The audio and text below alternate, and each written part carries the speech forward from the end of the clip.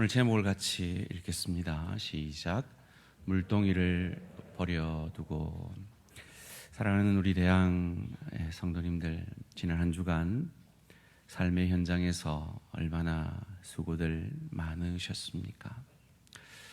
때로 세상의 갑질 속에서 을로서 이 세상을 살아내느라 얼마나 고생하셨습니까? 하나님의 위로가 이 예배를 통해 여러분의 심령 가운데 흘러가기를 주님의 이름으로 축원합니다. 사랑하는 성도님들, 여러분 이 자리에 나오시면서 어떤 마음으로 이 주일 예배에 나오셨습니까? 혹 여러분 가운데 주일 성수해야 하니까, 주일 성수하지 않으면 벌 받을까 봐, 혹 내 양심이 찔림이 있으니까 오기 싫은데 참 마지못해 이 자리에 나오신 분은 없으십니까? 혹 세상에서 너무 지쳐서 정말 이 자리에 나올 힘조차 없었지만 이 자리에 나오면 뭔가 하나님이 위로해 주실 것 같아 이 자리에 나오신 분은 없으십니까? 혹은 정말 하나님 앞에 예배 제대로 잘 드리면 하나님이 내가 원하는 그 복을, 내 인생의 그 문제를 해결해 주실까 하는 기대감으로 이 자리에 나오신 분은 없으십니까? 예, 그렇습니다. 여러분의 그 기대대로 하나님께서 여러분에게 역사하여 주실 줄 믿습니다. 그러나 하나님이 저와 여러분에게 주시고자 하는 것은, 하나님이 저와 여러분에게 이 예배를 통해 주시고자 하는 것은 우리가 기대하는 것보다 훨씬 큰 것입니다. 그 하나님의 주시고자 하는 그것을 받게 되시는 이 예배가 되시기를 주님의 이름으로 축원합니다. 우리는 이 요한복음을 묵상하고 있습니다. 이 요한복음 말씀은요, 인간 그 누구라도 복음이 필요하다라고 우리에게 가르쳐 주고 있습니다. 이 복음이 필요 없을 만큼 부유하거나 잘난 사람도 없고, 이 복음을 받지 못할 만큼 가난하거나 불쌍하거나 악한 사람도 없다라고 이 요한복음은 우리에게 외치고 있는 것입니다. 그것을 저희는 지난 요한복음 1장 51절에서 나다나엘을 만나신 그 예수님이 또 이르시되 진실로 진실로 너희에게 이르노니 하늘이 열리고 하나님의 사자들이 인자 위에 오르락내리락 하는 것을 보리라 하시니라 하는 이 예언의 말씀을 들었습니다. 하나님께서 우리와 소통하고 교통해 주실 것을 약속하시는 것이죠. 이 하나님의 놀라운 하늘 잔치가 열립니다. 표적으로서 말이죠. 이어지는 2장에서 우리는 가나 혼인잔치를 묵상하였습니다. 이 가나 혼인잔치는 형식에 매여버려 메말라버린 유대교를 우리에게 보여주고 있죠. 포도주가 떨어져 버렸습니다. 잔치에 포도주가 떨어졌다는 건 이건 큰일 난 거죠. 그런 유대교에, 그런 율법에 복음으로 역사하시는 그 하나님, 그 문제를 해결하시고 더 좋은 포도주를 물이 포도주가 되게 하시는 그 예수님의 표적을 통해 율법이 아니라 인간에게 필요한 것은 복음임을 가르쳐 주셨습니다. 그리고 유대교에서 가장 잘난 니고데모라는 사내들인 공의회 바리새인 한 사람이 예수께 찾아옴을 통하여서 세상 가장 잘난 그도 복음이 필요함을, 물과 성령으로 거듭나지 아니하면 하나님 나라를 들어갈 수도 볼 수도 없음을 예수님이 가르쳐 주셨습니다. 그리고 오늘 본문 가운데 이 복음을 받을 수 있을까라고 스스로도 의문시할 수 있는 한 불쌍하고 죄된 여인을 만나게 됩니다. 오늘 본문의 사마리아 여인은 보통 저희가 죄된 여인이라고 묵상을 해왔습니다. 바로 이 본문 때문이죠. 오늘 본문 16절에서 18절까지 말씀입니다. 이르시되 가서 내 남편을 불러오라. 여자가 대답하여 이르되 나는 남편이 없나이다. 예수께서 이르시되 내가 남편이 없다 하는 말이 옳도다. 너에게 남편 5이 있었고 지금 있는 자도 내 남편이 아니니 내 말이 참되도다. 남편 5을 갈아치웠고 지금 사는 남편은 남편도 아닌데 동거하고 있는 죄된 여인으로 우리는 생각했습니다. 그러한 생각은 사실은 이 여인이 오늘 21세기에 미국이나 한국에 살고 있는 여인이라면 옳은 얘기일 것입니다. 마치 미국의 엘리자베스 테일러나 한국의 김지미 같은 아주 곱고 능력 있는 여인들은 마음에 들지 않으면 남편을 갈아치울 수 있었습니다.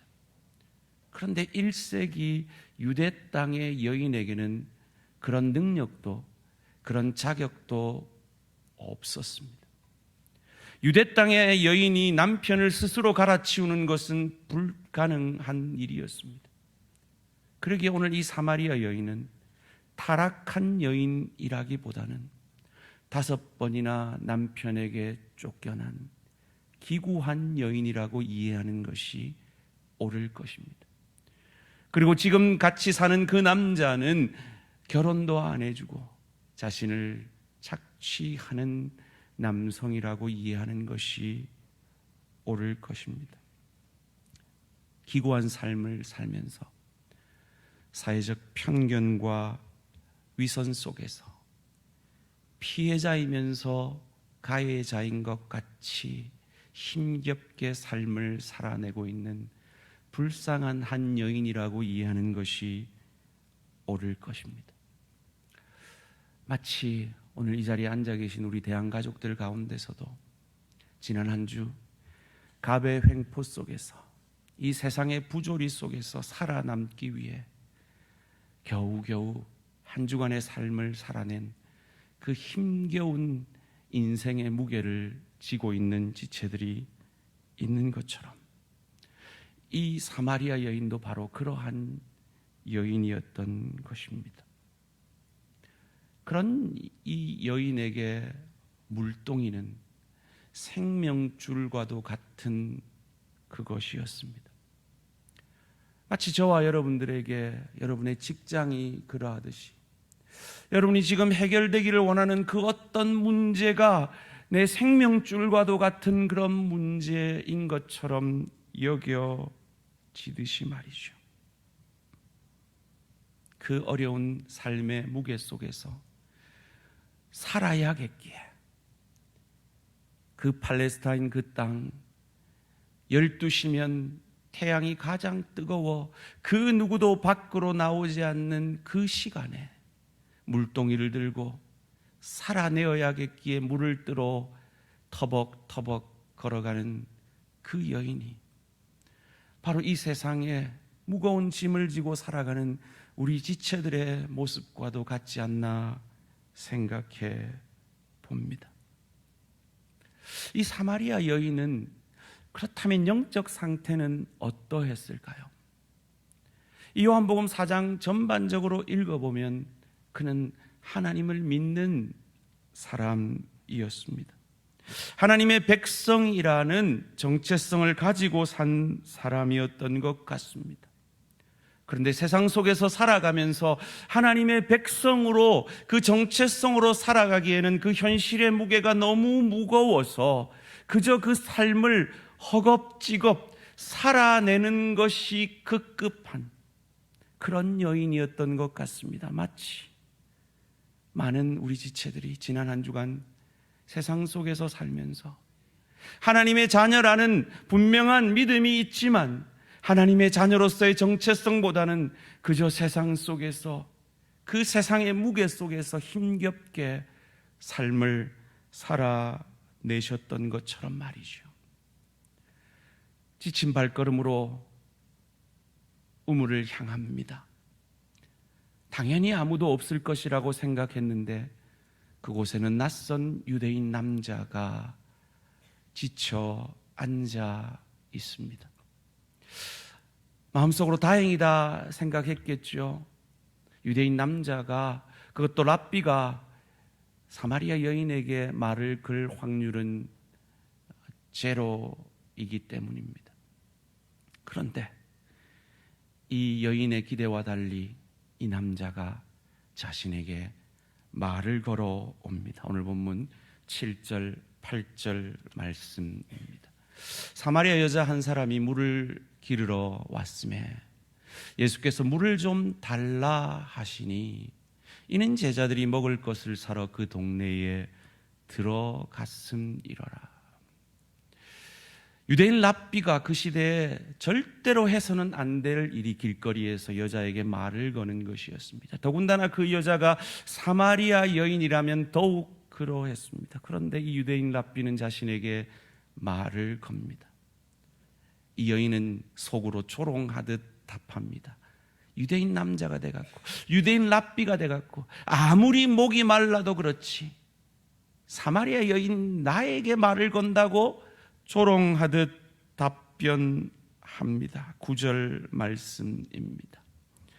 사마리아 여자가 이르되 당신은 유대인으로서 어찌하여 사마리아 여자인 나에게 물을 달라 하나이까 하니 이는 유대인이 사마리아인과 상종하지 아니함이로라. 그럼 제가 지도를 하나 보여드리겠습니다. 보이시는지 모르겠어요. 아래쪽에 노란색 있는 아래쪽에 예루살렘이 있습니다. 그리고 그 위에 사마리아가 있고요, 그 위에 갈릴리가 있습니다. 예수님은 지금 갈릴리로 제자들과 함께 가는 길이었습니다. 그런데 당시에 유대인들은 사마리아를 거쳐 갈릴리로 가지 않았습니다. 오른쪽에 있는 요단강을 건너서 요단강 동편으로 올라가서 갈릴리로 건너갔습니다. 보통 이 길은 5일 정도 걸린다고 합니다. 사흘이면 갈 수 있는 직진 길을 외면하고 5일을 걸려 갈릴리로 갔던 이유는 사마리아는 죄된 땅이라 여겼기 때문입니다. 그런데 예수님은 사마리아로 향합니다. 요한복음 4장 4절에 통과하여야 하겠는지라, 원문에 보니까 나는 반드시 사마리아를 통과해서 갈 것이다 라고 must 라는 단어를 쓰고 있습니다. 왜요? 이 여인을 만나기 원하셨기 때문입니다. 제자들이 먹을 것을 사러 다 그 자리를 비웠습니다. 이 또한 예수님의 작품입니다. 가끔 비가 오면요, 저희 교육자들이 주중에 밖에 나가서 밥을 안 먹고 주문을 합니다. 주문할 때 제가 우리 교육자들을 다 보내지 않습니다. 한 2명만 가서 음식을 가져옵니다. 이 제자들도 한 2-3명만 갔으면 음식을 가져올 수 있었을 것입니다. 그런데 예수님이 일부러 이들을 다 보냅니다. 왜요? 한 사람이라도 남아있으면 이 사마리아 여인과 예수님이 대화할 수 없었기 때문입니다. 사랑하는 성도님들, 저는 이 장면을 통해서 감격합니다. 여러분이 어떻게 예수님을 만나셨던지 간에 여러분이 예수님을 만나는 그 모든 환경과 가정 형편과 그 모든 인간관계 속에서 예수님이 여러분을 만나기 위해 그 모든 환경을 인도하심으로 저와 여러분을 만나 주셨음을 믿으시기를 주님의 이름으로 축원합니다. 혹 이 자리에 아직 예수님을 인격적으로 만나지 못한 분이 계십니까? 여러분의 환경 속에서 여러분을 이 자리까지 인도하신 주님이 그 모든 환경과 형편 처지 속에서 여러분을 만나기 원하심을 믿으시기를 주님의 이름으로 축원합니다. 우리가 방금 읽은 이 9절 말씀에 이 여인의 감정이 느껴지지 않습니까? 이 여인은 조롱하듯 이야기하고 있는 겁니다. 비꼬고 있는 겁니다. 예수님의 마음도 모르고 말이죠. 유대인 남자가 돼가지고 아무리 목말라도 어떻게 사마리아 여인이 내게 구걸하듯이 얘기하느냐라고 비꼬고 있습니다. 조롱하고 있습니다. 그런데 예수님께는 그래도 됩니다. 혹 이 자리에 아이고 목사님 아무리 설교해 보십시오. 내가 예수님 믿나? 아무리 하나님 말씀이라고 전해 보십시오. 그냥 저는 이 자리 지키다가 그냥 갈 겁니다. 이런 마음으로 앉아 계신 분이 있을지 모르겠습니다. 아마도 이 여인처럼 깊은 상처가 있으셨던 거겠죠. 이전에 목회자에게 상처를 받았든지, 이전에 교회 누군가에게 상처를 받았든지, 이전에 믿는 그 어떤 사람이 세상 사람보다 못한 어떤 경험이 있으실지 모르겠습니다. 이 사마리아 여인처럼 말이죠. 예수님께는 그런 자세로 나아오셔도 됩니다. 예수님은 그런 저와 여러분에게 야단하지 아니하시고 온화함으로 반응하십니다. 오늘 본문 10절 말씀입니다. 예수께서 대답하여 이르시되 내가 만일 하나님의 선물과 또 내게 물 좀 달라 하는 이가 누구인 줄 알았더라면 내가 그에게 구하였을 것이요 그가 생수를 내게 주었으리라. 하나님의 선물과 생수를 말씀하십니다. 이 얘기를 듣고 있는 이 사마리아 여인이 기대하는 하나님의 선물이 무엇이었을까요? 기대하는 생수가 무엇이었을까요? 나랑 사는 그 남자가 나랑 결혼을 해주려나?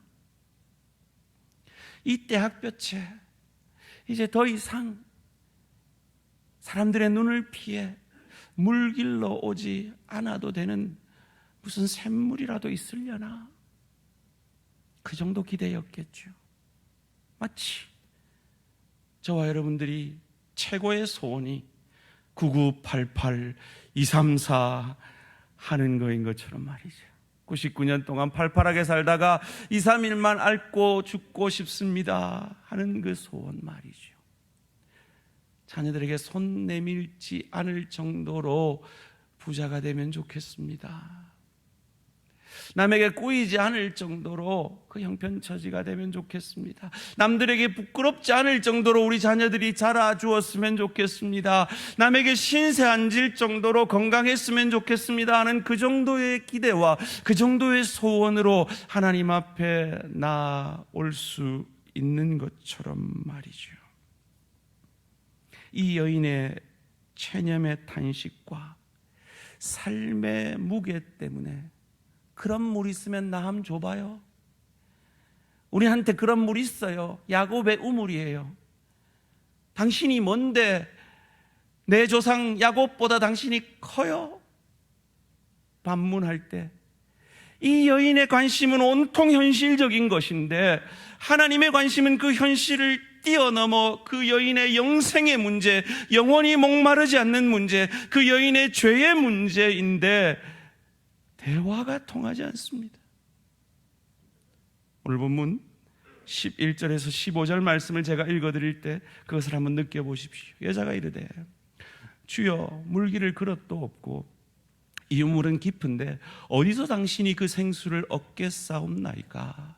우리 조상 야곱이 이 우물을 우리에게 주셨고 또 여기서 자기와 자기 아들들과 짐승이 다 마셨는데 당신이 야곱보다 더 크니까? 예수께서 대답하여 이르시되 이 물을 마시는 자마다 다시 목마르려니와 내가 주는 물을 마시는 자는 영원히 목마르지 아니하리니 내가 주는 물은 그 속에서 영생하도록 솟아나는 샘물이 되리라. 여자가 이르되 주여 그런 물을 내게 주사 목마르지도 않고 또 여기 물 기르러 오지도 않게 하옵소서. 예수님은 지금 영혼의 문제를 타치하고 있습니다. 그런데 이 여인은 현실의 문제만으로 답하고 있습니다. 왜요? 인생의 무게가 너무 무겁기 때문에요. 목사님 아무리 설교해 보십시오. 저는 이 고민, 이 갈등, 이 문제 해결되지 않으면 그 말이 내 안에 안 들어올 겁니다. 그런 분이 혹 여기에 이 여인처럼 계실지 모르겠습니다. 말씀을 듣고 싶지만 현실의 무게 때문에 이 말씀조차도 너무 무겁게 느껴지는 분이 계실지도 모르겠습니다. 정말 하나님이 살아계시다면 이 현실의 문제부터 먼저 해결해 주십시오라고 기도하고 계신 분들이 계실지 모르겠습니다. 하나님은 분명히 하실 수만 있으면 그 현실의 문제를 해결해 주실 수 있는데, 예수님은 그런 정치적 메시아로 이 땅에 오신 것이 아니라 인간의 근본적인 문제, 죄의 문제, 영생의 문제를 해결하시기 위해 오신 구원자로서의 메시아이기에, 예수님은 이 여인의 현실의 문제를 외면하는 듯이 이 여인이 원하는 것을 주기보다 당신이 원하는 것을 주기를 원하고 계신 것입니다. 그런데 이 여인은 그것을 주실 분이 누군지를 알고 있었습니다. 구하라 너에게 주실 것이요, 찾으라 찾을 것이요, 문을 두드리라 열릴 것이니, 그 약속의 말씀을 주시면서 아비의 심정으로, 부모의 심정으로 자녀에게 좋은 것을 주려 하는 너희들처럼 나도 너희에게 좋은 것으로 주시지 않겠느냐라고 말씀합니다. 그 좋은 것을 마가복음에서는 성령을 주시지 않겠느냐라고 말씀하십니다. 예수님께서 주시기 원하시는 것은 영원히 목마르지 아니하는 성령이었습니다. 그리고 그 성령으로 말미암아 구원자 예수를 메시아로 보고 믿고 그 예수를 영접함으로 영원히 목마르지 않을 수 있음을 알게 하시기를 원하셨던 겁니다. 그런데 이 여인도 알고는 있었어요. 오늘 본문 25절 말씀 함께 읽습니다. 시작. 여자가 이르되 메시아 곧 그리스도라 하는 이가 오실 줄을 내가 아노니 그가 오시면 모든 것을 우리에게 알려주시리이다. 사랑하는 성도님들, 여러분 이 자리에 예배의 자리로 나오면서 이런 기대감이 있으셨습니까? 이 예수를 인격적으로 만나면, 성령 충만하면 내 상황은 변하지 않을지라도 내가 변하여서 그 모든 상황을 대하는 내 태도와 내 마음이 변하여서 그 상황도 변하게 될 것이라는 그런 기대감을 안고 이 자리에 오셨습니까? 이 여인은 알고는 있었습니다. 그런데 그 알미, 무거운 일상의 무게 때문에 그의 삶이 되지 못하고 있었습니다. 그가 메시아를 기다림을 알고, 예수님은 그 당시 사람들이 5일을 걸쳐 가던 그 길을 외면하고 저 예수 저거 사마리아 땅으로 가네라는 조롱을 감수하면서 사흘길로 사마리아를 통과하고 있습니다. 이 여인을 만나기 위해서였습니다. 제자들을 다 먹을 것 사러 보냈습니다. 이 여인과 대화하고 싶었습니다. 그리고 이 여인에게 영원히 목마르지 않는 생수이신 자신을 주기 원하셨기 때문입니다. 그 동일한 예수님이 저와 여러분을 찾아오시고 만나 주시기를 원하십니다. 사랑하는 성도님들, 복음이 필요하지 않을 만큼 잘나거나 의로운 사람은 없습니다. 니고데모도 거듭남으로 변화되었습니다.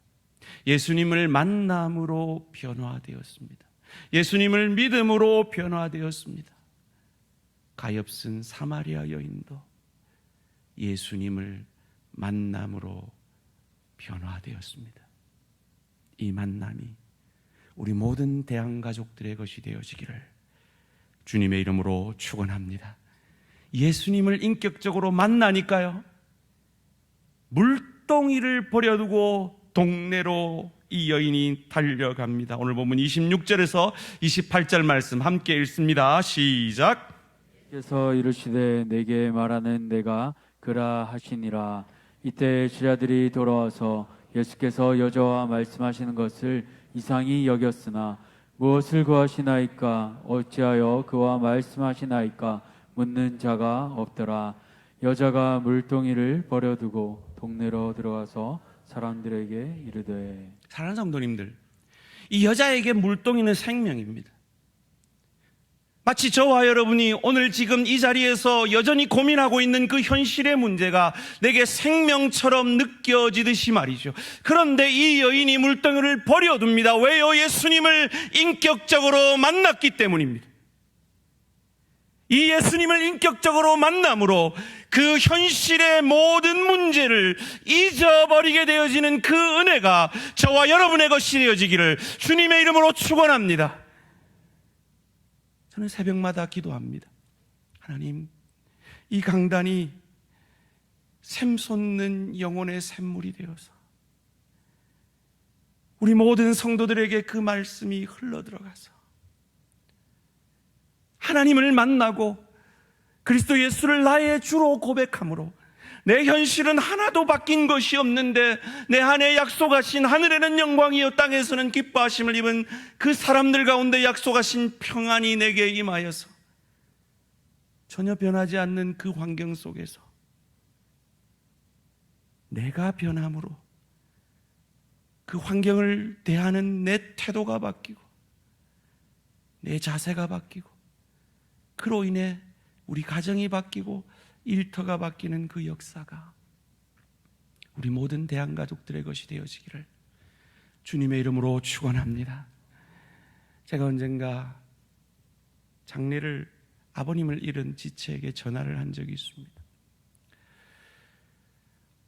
아버지를 아무리 전도하려고 해도 너무 완고하셔서 그냥 아버님을 보내드린 그 죄책감과 그 무거운 마음에 너무 힘든 시간을 보내고 있던 그 집사님이 그 당시에 1:1 제자 양육을 하고 있었어요. 그 제자 훈련을 통해 그 하나님이 주시는 그 말씀의 위로와 예배를 통해 주시는 그 말씀의 위로로 말미암아 그 시간을 견뎌내고 이겨내었다라는 간증을 하시면서 위로하려고 전화했던 저를 오히려 위로하시더라고요. 그 장례식 가운데 믿지 않는 형제들이 이렇게 묻더랍니다. 니는 어째 그렇게 모든 사람들을 그렇게 품을 수가 있는데? 한마디 했답니다. 내 안에 계신 예수님 때문에 그래. 주님이 주시는 은혜 때문에 그래. 내가 예수님을 인격적으로 만났기 때문에 그래. 그러자 그 언니가 한마디 하더래요. 니 내보고 교회 나오라는 소리지? 여러분, 그 역사가 오늘 본문 가운데도 일어납니다. 29절 30절 말씀입니다. 내가 행한 모든 일을 내게 말한 사람을 와서 보라. 이는 그리스도가 아니냐 하니 그들이 동네에서 나와 예수께로 오더라. 여러분, 이 사람들이 누굽니까? 이 사람들 만나기 싫어서 그 떼약볕에 정오에 그 사람들을 피해서 우물 기르러 갔던 바로 그 사람들입니다. 그 사람들을 만나봐야 아이고 저거 남편 5한테 쫓겨난, 그리고 지금 남편도 아닌 남자랑 사는 저 여자 손가락질하던 그들이었습니다. 그런데 예수님을 만나고 나니까 그들은 변하지 않았는데 내가 변하고 나니까 그들을 향하여 나아갑니다. 그들에게 내가 만난 그리스도를 증거하고 있습니다. 이 역사가 우리 모든 대한가족들의 것이 되어지기를 주님의 이름으로 축원합니다. 사랑하는 성도님들, 우리는 천국에 가서 영원히 하나님을 예배할 것입니다. 보통 우리가 예배 잘 드리면 하나님 앞에 상 받겠지, 위로해 주시겠지, 내 한 주간을 지켜주시겠지, 그러한 마음으로 억지로 이 예배를 드린다면, 그럼 우리가 천국에서 예배 드리고 나면 무슨 상을 받겠습니까? 천국인데요. 무슨 말입니까? 우리가 드리는 이 예배 자체가 하나님의 축복임을 믿으시기를 주님의 이름으로 축원합니다. 이 예배를 통해 하나님을 인격적으로 만나고 이 예배를 통해 그리스도를 인격적으로 만나고 이 예배를 통해 성령 충만함을 받으면 현실의 문제가 더 이상 문제가 아니게 되는 겁니다. 물동이를 버려두고 나를 무시하고 나를 욕하던 그들을 향하여 구원의 소식을 전하러 나아가게 되는 것입니다. 제가 종종 듣는 김창욱 씨라는 그분의 강연 가운데 이런 재미난 말을 하더라고요. 20년 동안 사회복지사로 섬겼던 한 사람이 신부님한테 이렇게 푸념을 했대요. 신부님, 한국 복지, 대한민국 복지 안 돼요. 틀려 먹었어요. 이래가지고는 대한민국 복지 안 돼요. 제가 20년을 해봤어요. 그러자 신부님이 그러더래요. 예수님이 이 땅에 오신 지 2000년이나 지났는데 이 세상에 아직 이 모양인데 너는 20년 하고 그러냐고. 혹 여러분, 내 신앙생활 해봤지만 안 돼. 별거 없어. 그래서 나는 그냥 죄책감 없애려고 그냥 주일 예배 한 번 와서 목사님한테 도장 찍고 나는 가. 예수 나도 한때 열심히 해봤어. 그래 봐야 소용없어. 그냥 세상에 돈이 최고고 교회 열심히 해봐야 상처밖에 더 받아. 혹 그런 마음으로 억지로 이 자리를 지켜내고 계신 분이 계십니까? 그래요. 목사는 부족해서 상처를 줄 수도 있고 내 지체는 부족해서 상처를 줄 수도 있습니다. 그러나 여러분이 그 조롱과 멸시 속에서도 이 가련한 여인을 만나러 그 모든 어려움을 무릅쓰고 이 여인과의 만남과 이 여인과의 대화를 통해 자신이 구원자임을 가르쳐 주시고 이 여인을 인격적으로 만나 주신 예수님을 여러분이 만난다면 더 이상의 신앙생활은 그 어떤 상처와 그 어떤 어려움과 그 어떤 갈등 속에서도 그 주님 때문에 동네로 복음 전하러 나아갔던 이 여인의 변화가 저와 여러분의 것이 되어질 수 있음을 믿으시기를 주님의 이름으로 축원합니다. 하나님이 언제 우리에게 그렇게 역사해 주실지 몰라요. 이번 주 금요일 저녁 8시에 부흥회를 통해서 역사할지 모릅니다. 안 나오시면 누구 손해겠어요? 토요일 저녁 7시에 역사하실지도 몰라요. 오늘 오후에 역사하실지도 몰라요. 여러분, 예수님을 인격적으로 만나기만 하시면, 성령 충만의 능력을 경험하시기만 하시면 더 이상 여러분이 지금 이 자리에 앉아 고민하고 있는 그 염려와 걱정이 더 이상 여러분을 주관하지 못할 줄 믿으시기를 주님의 이름으로 축원합니다. 이 여인에게 일어난 그 역사가 내 것이 되어질 수 있음을 믿으시기를 주님의 이름으로 축원합니다. 그러기에 혹 아직 예수님을 인격적으로 만나지 못한 분이 계십니까? 부활의 주님께 만나달라고 간구하시기를 부탁드립니다. 예수님을 만났지만 그저 형식적인 신앙생활 속에 빠져있는 성도님들 계십니까? 성령 충만함을 간구하심으로 그 성령의 능력으로 예수님을 대신하여 가정으로 일터로 나아가 그 삶의 예배 가운데 주를 대신하여 사역하는 저와 우리 모든 성도님들 되시기를 주님의 이름으로 축원합니다.